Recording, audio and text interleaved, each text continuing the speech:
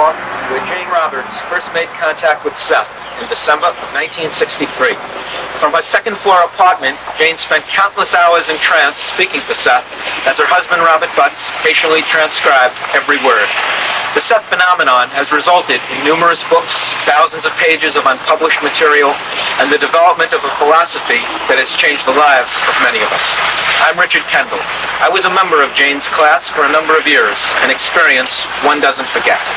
The tape you're about to see was recorded on June 4th, 1974. It begins with an interview of Jane and Rob conducted by Harold Channa and filmed by Stephen Bell.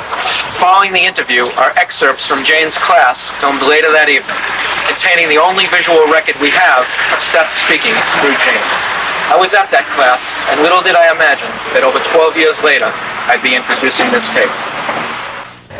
Hello again. The previous tape portion of me speaking was recorded in April 1986. It is now 2 years later, April 1988. The responses to the questions I will be asking have been excerpted from that June 1974 interview, originally conducted by Harold Channa and filmed by Stephen Bell. Following that, you will see the only visual record of Seth speaking through Jane Roberts. Let me introduce the individuals crucial to the Seth phenomena. First, there was, of course, Seth. Seth said he was an entity or personality who no longer needed a physical body, who had experienced many different physical lives on Earth.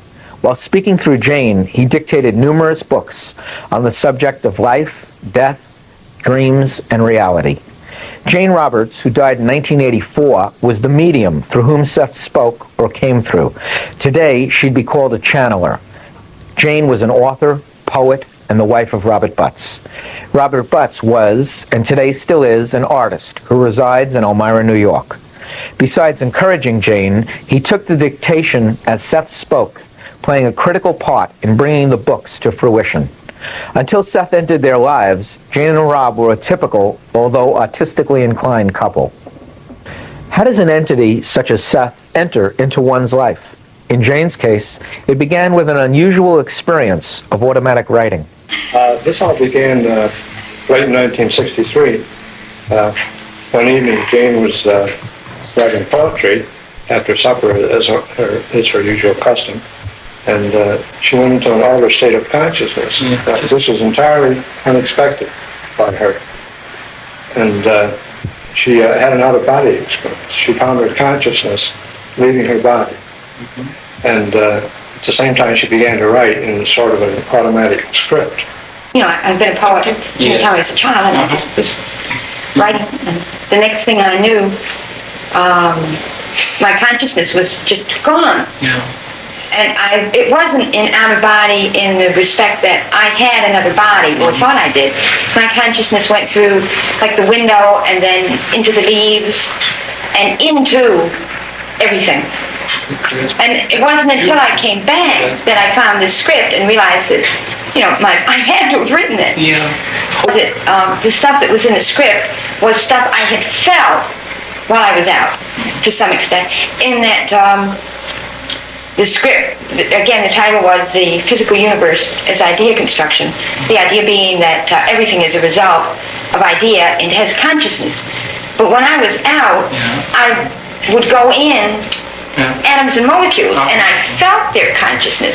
But then when I read the script, it was terribly hard to accept portions of it because it pretty much went against what I've been taught.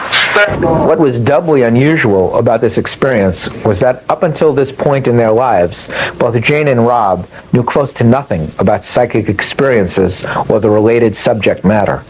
Why? I had done no reading in this field. I had done nothing. So as far as I knew, this had never happened before to another individual, It was something any place. It was, you know, where did I go? How did I get out of my body? This is fantastic. This peculiar experience alone did not bring Seth into their lives. As in all matters, people make choices, and these choices then bring on new experiences.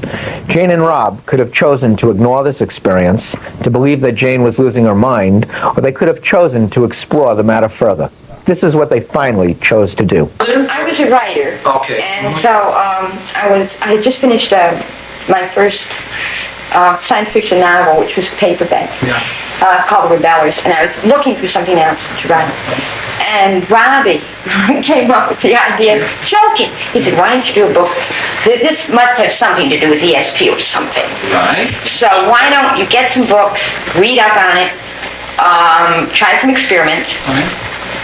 and if they don't work, you can always say that, well, I tried all this stuff, and it just doesn't work. And if it works, well, who knows? Yeah. So we started out, we got 2 or 3 paperbacks. We found out about Ouija boards and everything. And we borrowed a Ouija board. We didn't even buy one. And after, I forget, once or twice or something, we started to get stuff on the board.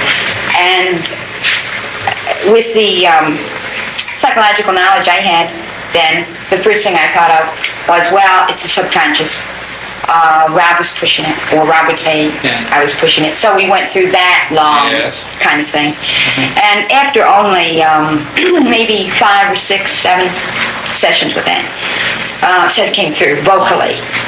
I would start to know what was going to be said, and then I would start to want to speak. Okay. Well, on the board, the pointer would go over the alphabet and spell messages. Okay. And after a while, the messages said they came from a personality called Seth.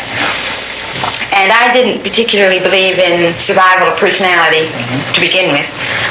I also figured that if personalities survived, they had a lot better things to do than come through on Ouija boards. I thought it was from the level of my subconscious or something. The material that we got, however, was excellent.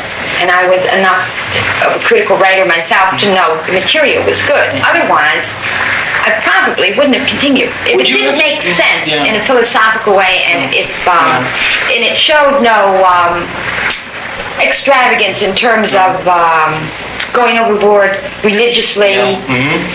It was sound psychologically as far as we could tell. I still think we were very lucky in that we had not read an awful lot of the current occult literature. Because if I had worked board and had read a lot and perhaps believed what a lot of people believed, that this had to be either a good spirit or a bad spirit, or that this was dangerous, I really don't know what I would have done. The idea of possession never crossed my mind because I never accepted it to start with. I mean, it just didn't exist for me. Right. Okay. Yeah. Well, Jane didn't even believe in reincarnation. What was their next move? Again, each step of their involvement with the Seth phenomenon is clearly marked by the conscious choices they made. When the whole thing began, it didn't take us long at all to realize that it was a creative endeavor. And that underlay everything else we did. And it's the main reason we decided to continue. I think that, as Jane said earlier, it had been too much of anything, too sentimental or too religious or too even pragmatic. We'd have turned away from it. As it was, it suited us, of course. And so we chose to, and that after it began, I got a few books, and I wrote to a few people, some of them authors of these books.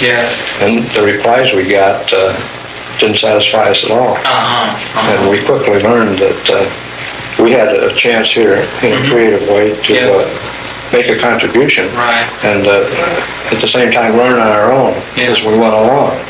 So all of these factors intrigued us no end.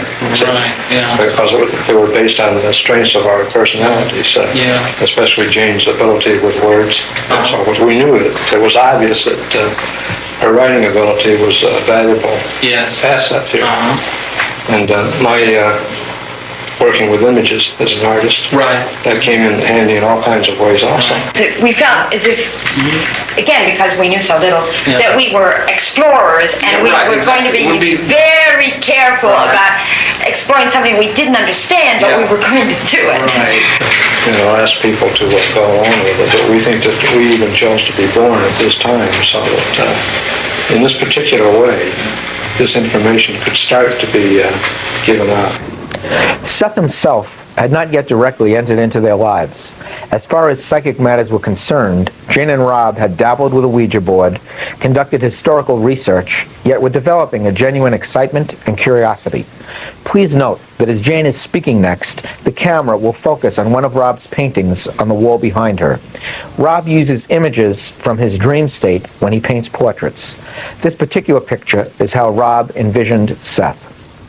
Well, after the board session stopped, as they did very quickly, I just began speaking the words automatically for Seth without knowing what I was saying until I came out of trance.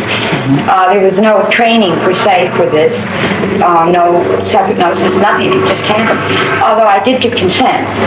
That is, had I not wanted to do it, it wouldn't have happened. Okay, but I was so curious, I wanted to know what was happening. In the beginning, I paced the floor constantly in trance. I refused to sit down because I had read about Casey, and he lay down on a couch. I thought, no, not for me. I'm not going to, and I figured that if I didn't like what was going on, I could run, which was silly because I was the one that was tweening. And then it took, I don't know, maybe 2 or 3 years before I sat down, before I then would close my eyes. And then there was a period where I closed my eyes and never opened them. And then where all of a sudden I opened them, but I was in a deeper, of course, kind of trance than I had been before that transition. The one point on reincarnation I wanted to mention, though, too, and Seth. A lot covered there. Yeah, go ahead. Okay, was that one of my first short stories was on reincarnation. And I thought as an idea or a concept, it was great. I loved to play around with it. But when this starts happening, when, say, magic becomes real, and all of a sudden you're told, well, you had this kind of life, or you did this, or this is a fact, then I balked. Because it was one thing for me to play around with the concept and think, well, I go for it, or I don't, or what. And another to accept it as a definite fact of existence. And also, I don't like, and never have, and Seth doesn't either, the idea of karma, as it's been spoken about so much, the idea of guilt, where people believe, for example, that they're suffering in this life because of a karma that they have in a past life. I don't believe in that kind of connection. And also I believe that all time happens at once. So reincarnations have to exist at the same time as this life, and there has to be a constant give and take. All at once now. Right. I like the idea, say, simultaneously. What does a couple do after experiences such as these? Remember, this was 1963. There was no New Age movement. The youth counterculture or hippie movement of the late 1960s hadn't yet occurred. Shirley MacLaine was simply an actress, as was Jane Fonda. There were no health videos, nor variety of talk shows featuring channeling. Health consciousness meant eating hot dogs and playing softball. Mediums and fortune tellers were found in carnivals next to the fat lady and the strong man. So what did Jane and Rob do? We told no one for a long time. You did? We told no one. Well, even if we'd wanted to run out and tell somebody, we didn't know who to tell. All right. This stuff wasn't accepted in those days to begin with, but until I actually started speaking for Seth, I had never heard of anyone speaking for anyone. I had heard of, Ruth Kernan. But I had never heard of anyone speaking for anyone. So again, when that happened, for all I knew, I was the only one alive. But I wasn't about to go and tell the neighbors particularly either. Not at the time. Jane and Rob stuck to it and continued their experiments and experiences with Seth, letting only a few close friends in on what was happening. From these private sessions, group classes soon started, and Seth books were not only published, but sold in the millions. Jane and Rob never let Seth's popularity go to their heads. They never sought publicity, they shunned media interviews, and were very careful to avoid becoming dogmatic leaders of any particular group or creed. They never realized how popular Seth would become. But I've learned over the years that other people are really interested, and each person's interest is just as legitimate as the next. And so we learned a lot from that. We didn't anticipate any such response from others at all. Yeah. Do you think that In the beginning. Yeah, I see that. People are very interested in this, and there are certainly spiritualistic groups where they have a so-called spirit guide. Now, I don't call Seth a spirit guide either. I find myself in a peculiar position in that I don't particularly accept, I do want to watch my words, the dogma of any particular group, organization. This was my experience. I wasn't about to have it interpreted for me by others. I never thought of Seth as some white-cloaked spirit who was just floating around. Part of my life's work certainly is to try to understand the nature of our personalities, our personalities, what abilities we've got, what happens so that we can get this kind of information. And one of the things that I really hope is that people would begin to trust their own revelatory experience and not automatically cloak it in whatever dogma they believe in. Right, that's beautiful. That's how the Seth phenomenon came about. But what was it actually like to be a medium for Seth? How did others relate to the Seth personality? Yeah, other people relate to him because they see the phenomena and they see Seth come through, whatever terms you're going to use. Where I am not able to relate in that same way. But you have your feelings, your interior experiences are unique. Right. And no one else can approach those. See, in the beginning, Jane was always asking me, what did he say, how did he say it? Yes. Was he nice to these people that were here? Yeah. And so forth and so on. And I would do my best to explain, but this is all from an observer's standpoint. It doesn't mean as much as her own subjective experience. In a private session, Do you think that, go ahead, sir. he is to the point. When he comes through, he says good evening or something, then he says dictation, and he just goes ahead and dictates a book. I would say to Robbie, are your fingers tired, do you want a break, or whatever. In class, he very rarely goes into that kind of a long monologue, which for us might last over an hour. Instead, he'll relate to people, or he'll come through because of a comment someone asks. That concludes our interview with Jane Roberts and her husband Robert Butts, originally conducted on June 4, 1974. Following, you will see something unique and exclusive, the only existing video of Seth speaking through Jane Roberts. This took place later in the evening during a Seth class in Jane's living room. In John Climo's book, Channeling, published by Jeremy Tarcher in 1987, Jane Roberts is credited as being the first medium of modern times, the one who pioneered the current New Age channeling phenomenon. Climo writes, the modern era of channeling began with Jane Roberts and her source, Seth. The publication and widespread distribution of millions of copies of the assorted Seth books, beginning in the early 1970s, brought channeling to broader public attention than had anything or anyone in this century except for Edgar Cayce. And now, for the first time in any major metropolitan area in the world, we will broadcast Seth actually speaking through Jane. I'll bid you good evening. How's it going? Good evening. And understand you are responsive to our friend here. For when he speaks, you fear the vocabulary. Because you fear the beliefs that you still are afraid of it. You are afraid that after all, for all of your hard-earned knowledge,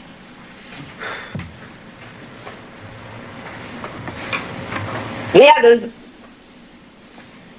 are right. You are not sure of your position, and therefore you must defend it with a great vehemence.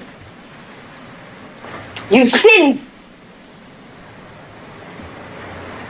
in our well-meaning and beautiful friend those beliefs against which you yourself have fought for so long, and you are afraid that in your heart of hearts you do not trust the joyful integrity of your own being. You are afraid that after all the old stories may be correct and there is something wrong in your creaturehood. That you are after all put down because you are human, and that you are after all damned because you are what you are, and that no matter what you say or do, you are originally in one way or another damned. You are afraid because our friend Andy is so sincere and so intent that after all, what he unconsciously feels and what sometimes comes through in his talk is right after all. You must ascend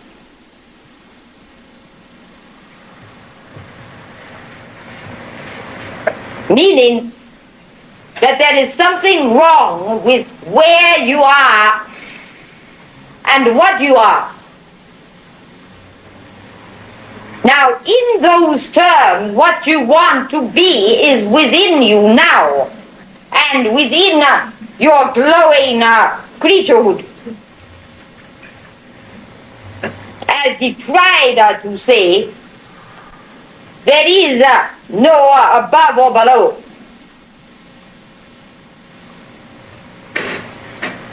You are blessed because of your being, not damned because of it.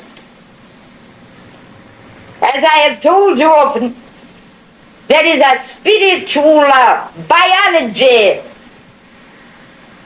within your being, and it speaks through each of your moments and through your sexual experiences. It speaks when you drink a glass of water, or when you wiggle your foot. That is also a highly biological nature to your spirituality. Your atoms and your molecules and your cells know themselves to be part of all that is. They do not question. That does not mean that there is anything wrong with questioning.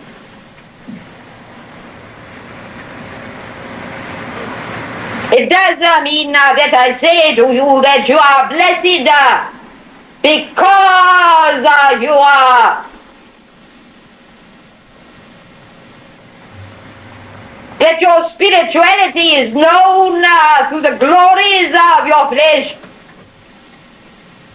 and that your flesh becomes more spiritual because of its existence through the seasons and its experience with the time that you know and recognize. You form your own reality. I say this to you each week. Yet through your own dream experiences and through the suggestions that I will give you, that I hope that you will follow, you will be able to discover this for yourselves. What I hope to be able to show you the different levels of consciousness in which you dwell.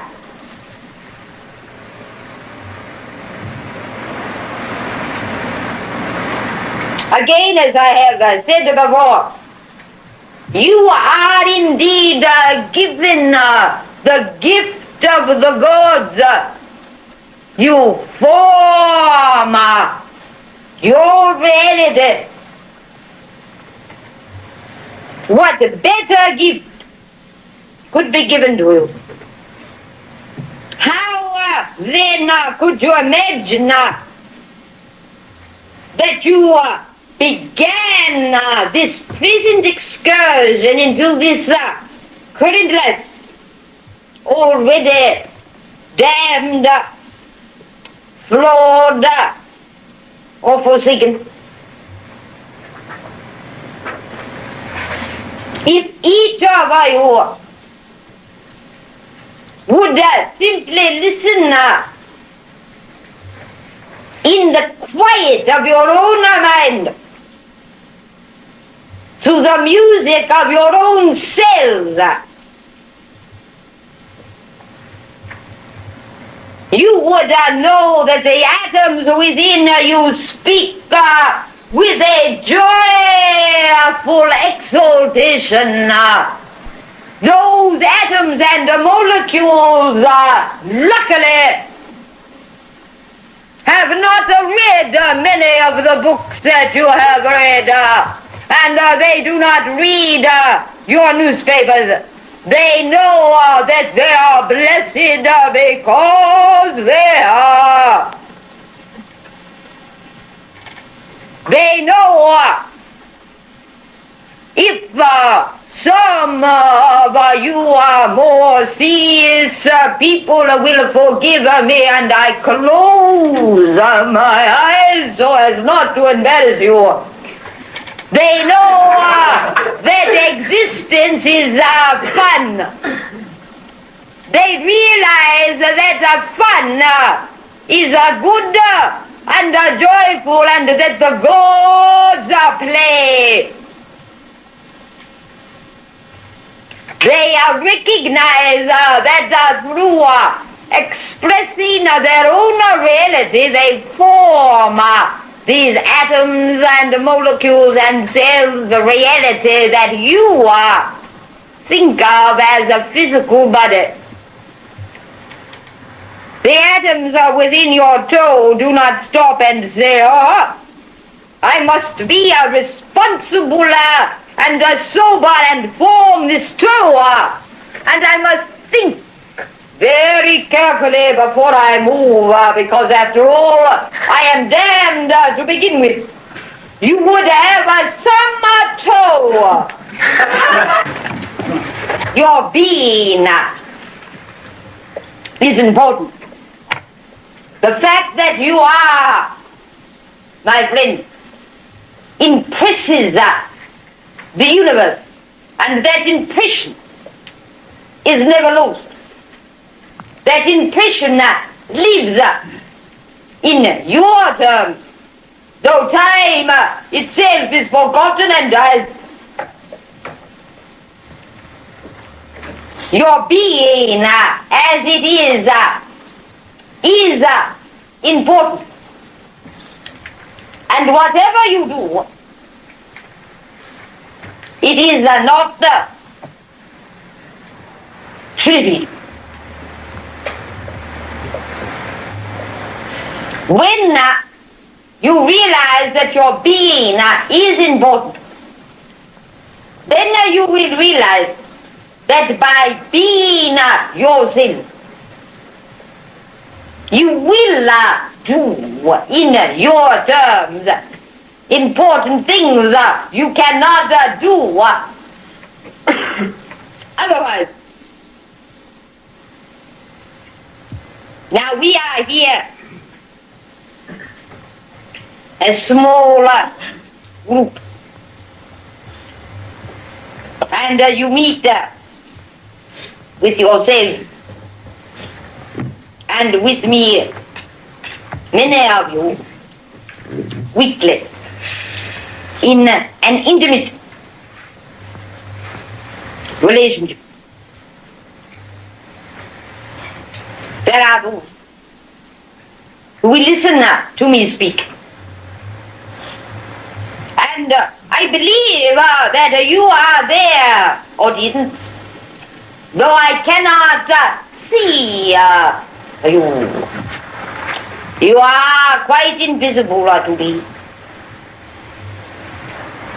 You can see the people in this room, and so you believe in their existence, but they cannot see you. And yet they believe in your existence.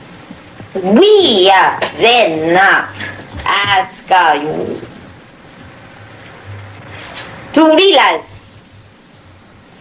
that though we cannot see you, we agree that you exist. I am sure that you do not need our agreement.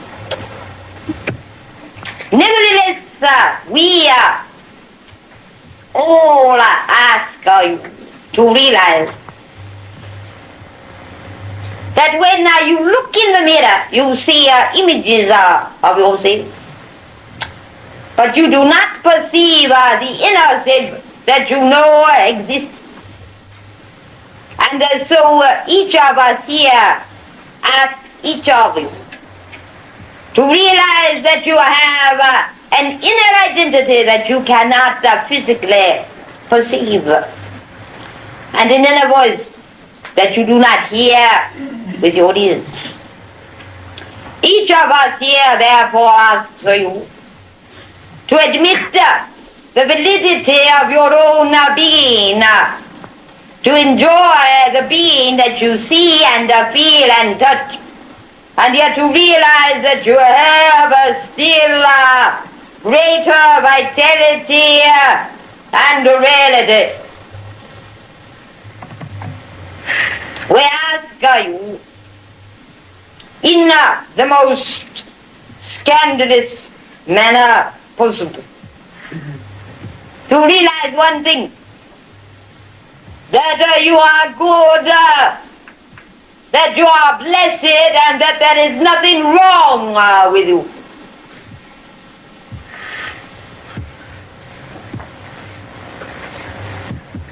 Now there are many levels of consciousness and awareness, and there are ways that things are said and unsaid.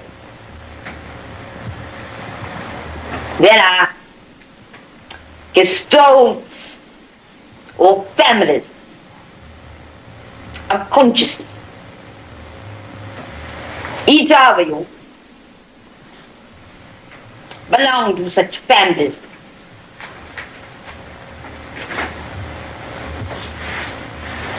You are yourself. Yet as you have physical families,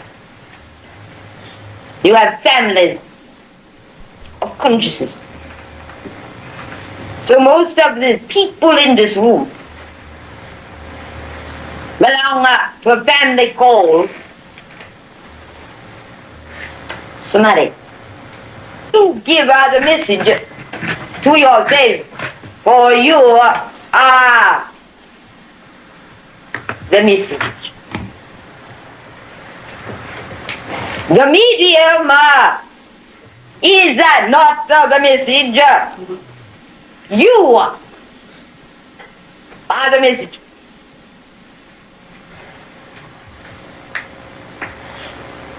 If only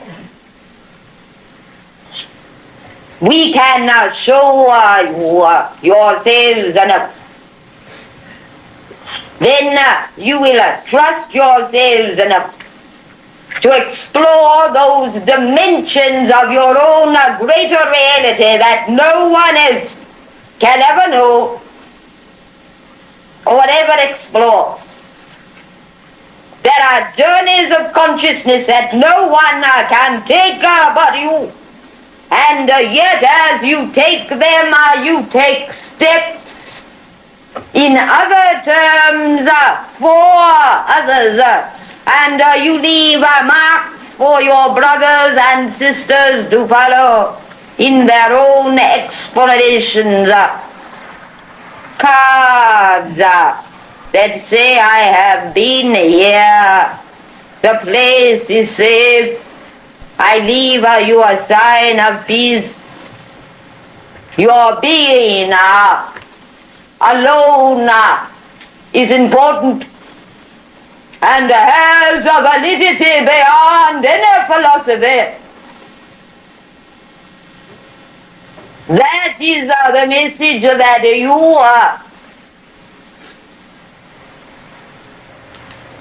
are trying to give to yourself.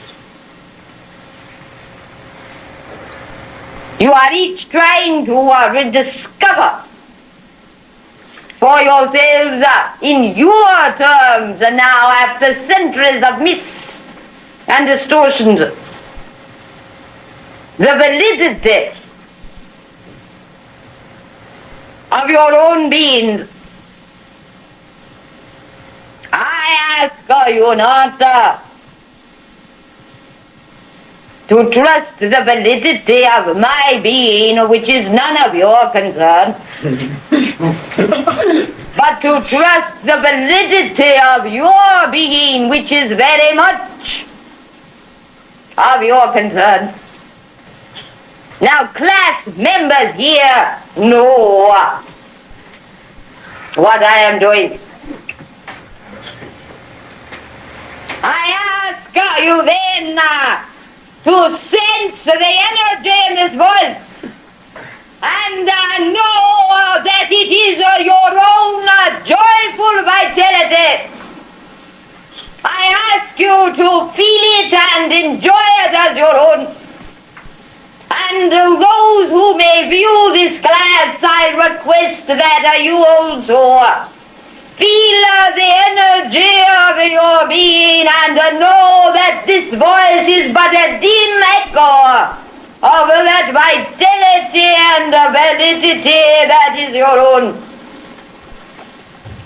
And therefore we leave this esoteric class and return you to the selves that you think that you know. So you may find yourself with a random thought that does not seem to fit in with what you are doing or thinking at the time, and so you dismiss it. It seems random because it does not appear to fit in with your organized picture of reality, but it is an important mosaic that you throw away. So I also joyfully and playfully and creatively challenge each of you, even now, jerky boy over here, to become more and more aware of your waking experience and of those stray thoughts that come in your terms like thieves in the night. They are not official, you do not accept them. The intellect says, oh no. Listen to those thoughts. Open your mind a mite further. In your ordinary waking life, in the middle of your ordinary pursuits, and see what miracles are there. And I say miracles. Miracles because they can help transform your own understanding and your own reality. And you have been blind to them because you fear you will lose your identity. Your identity instead, you see, can grow and include such experiences. Now I told you that class was quickening. So the time is riper for each of you. So this week particularly, beside the suggestions that I gave, be gentle with your own experience. Do not be such a disciplinarian that when stray thoughts or intuitions come to you, you dismiss them.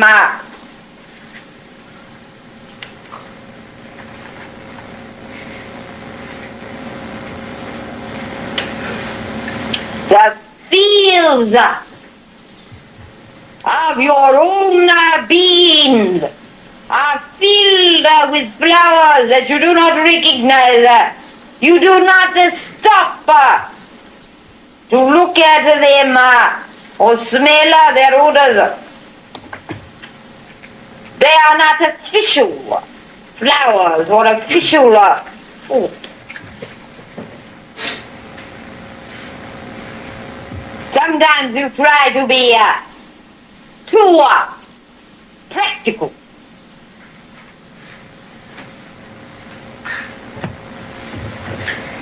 You have lovely eyes. Those eyes do not try to be practical. They see out of the joy of their being.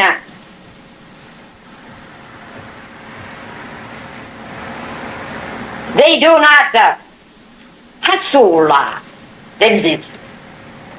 The right eye does not say, is what I am seeing right?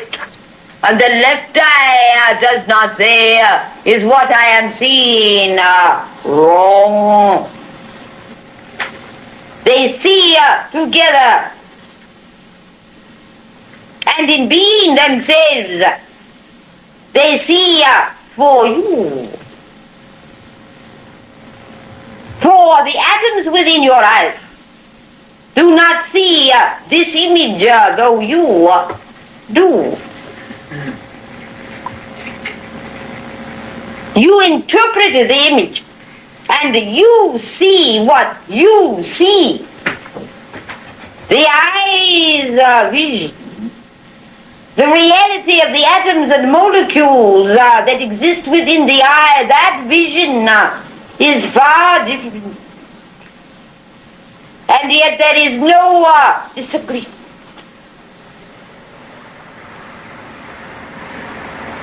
So there is no disagreement between your official reality and those unofficial realities that sometimes sneak.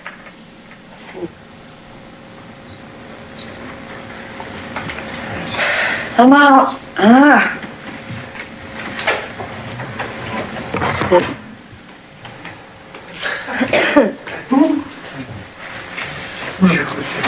Camera? Light? Yeah, that's all. Class has been over now for quite some time, but the events that transpired during those years will never really have an ending. And as Seth might have said, other terms have yet to begin.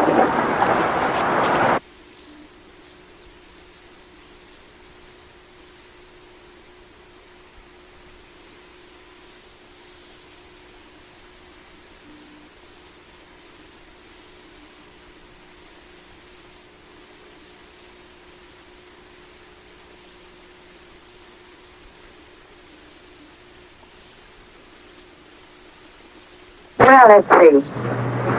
Usually it's fairly spontaneous. That is, I don't do anything to induce the trance. Yeah. Which is, my facial features change to one extent or another. They're different than my regular ones. Obviously, my own features are being used. My voice becomes quite a bit deeper. It gets an accent that's rather difficult to describe. Everybody calls it a different kind of an accent. Seth simply says it's cosmopolitan.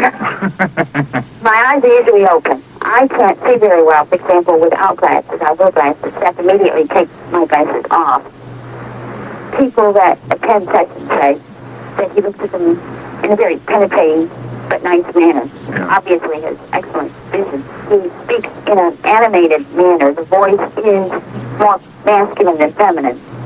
So I don't think listening you mistake it for a male's voice.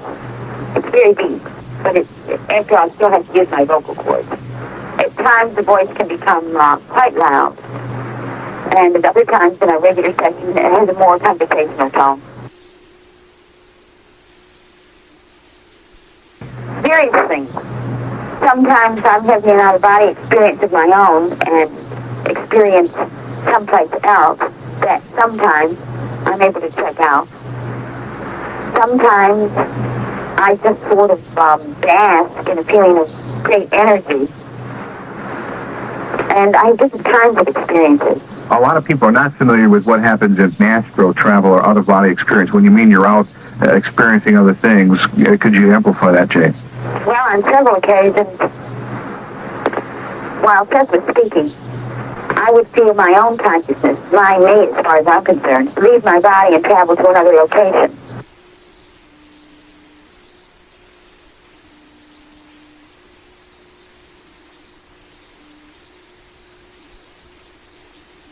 Up until that time, I had more or less believed that human beings, animals, and so forth were alive.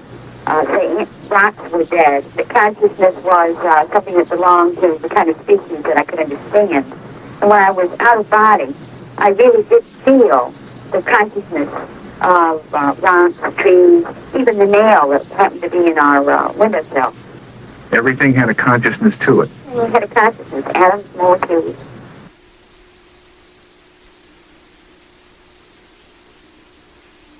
According to Seth, there's no particular number of lives that you live. That is, you don't have to live 5 or 10 or 100 or whatever. Each entity would make its own choices according to the entity's own purposes. All lives exist at one time.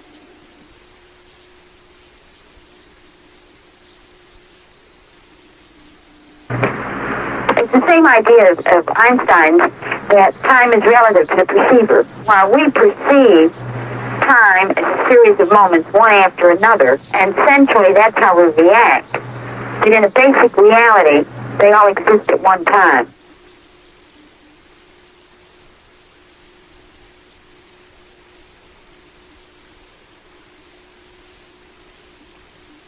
I'll try an analogy. It's as if you have a man who is a husband, a father, a member of a civic organization, a teacher, a member of a sports organization, and perhaps another group of organizations all at one time. Now, he has no trouble keeping track of all those separate activities. But while he is being a father and is home with his wife and kids, he might completely forget for a while the teaching self or his students. He just isn't concentrating on them. If he wants to remember, he can. So in the same way, we would be living all these different roles at one time. Now the teacher, the man who is the teacher and the father and the member of these different organizations, again, can keep track of himself. And something that he does as a father will also affect something that he does as a teacher.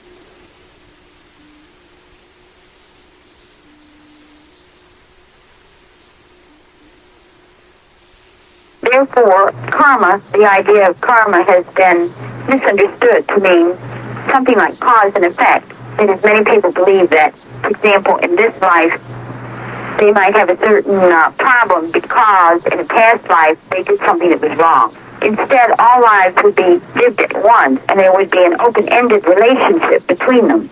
So that, though I admit this sounds far out, as you lived now, you would also be affecting a reality that in our terms would have happened back in the 14th century.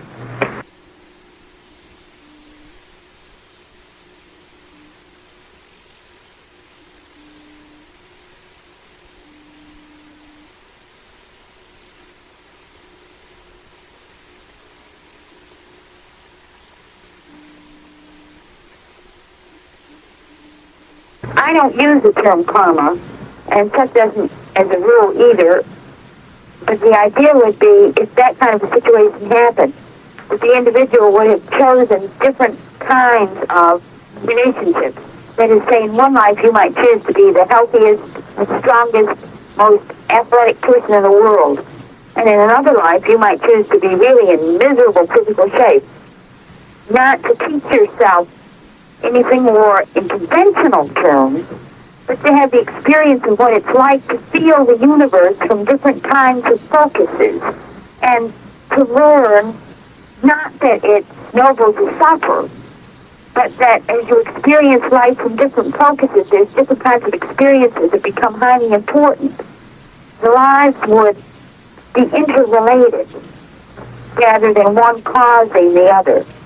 And Seth doesn't speak, for example, in terms of crime and punishment, so that you wouldn't have one kind of a life to punish yourself for another kind of a life, but to understand a particular kind of experience.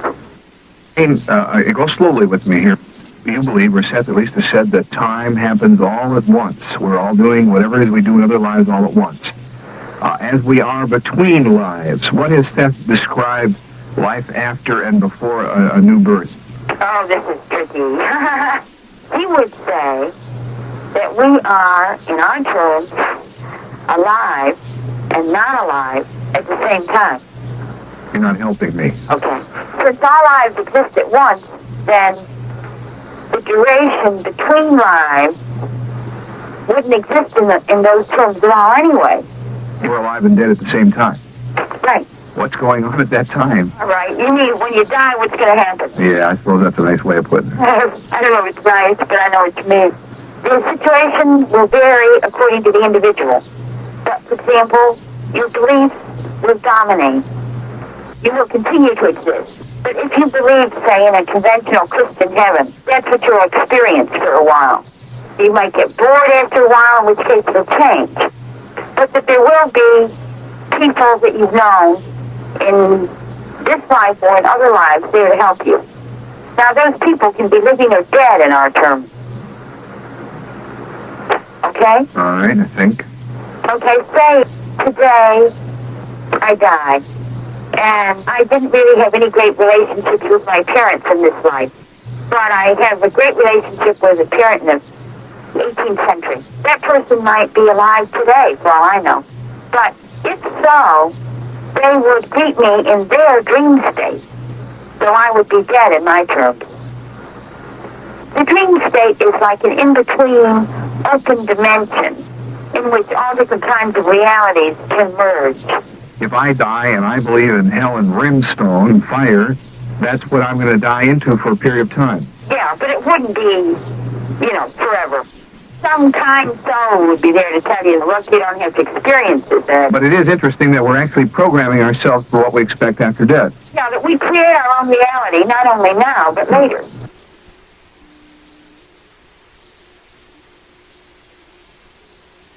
The idea would be that we do create our own reality, but we are not victims. No one is a victim. Therefore, that those people who have been murdered or slayed or whatever, for their own reasons, had a psychological need for that kind of experience. So they were not innocent victims as such. Right. They were destined to get what they got because they really wanted it. They were not destined to die. They chose to. Yeah, okay, right.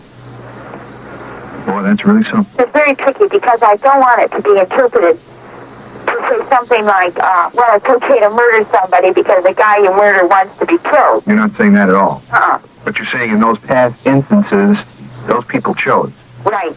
There's no other way to look at it, I guess, the way I look at it. Either we are victims in an unfeeling, unsensing, dumb, chaotic universe, and everything is the result of chance or accident, or we are masters of our fate.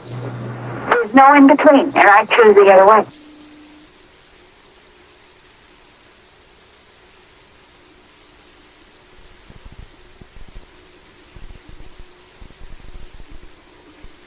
I don't think that any person, no matter how gifted they are, can feel your reality in the same way or know exactly what you are thinking at any point They might know what you're thinking now, or now, or now, but that they can't know what you're thinking all the time.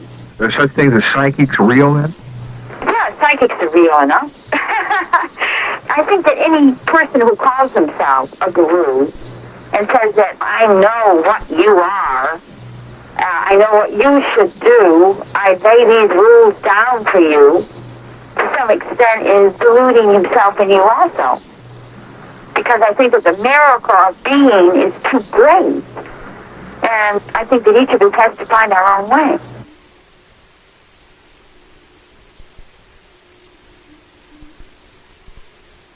I'm afraid, with all my experience, I'm not sure the answer. I think we are here to be the selves that we are, and in the mystery of that being, the answer will unfold itself.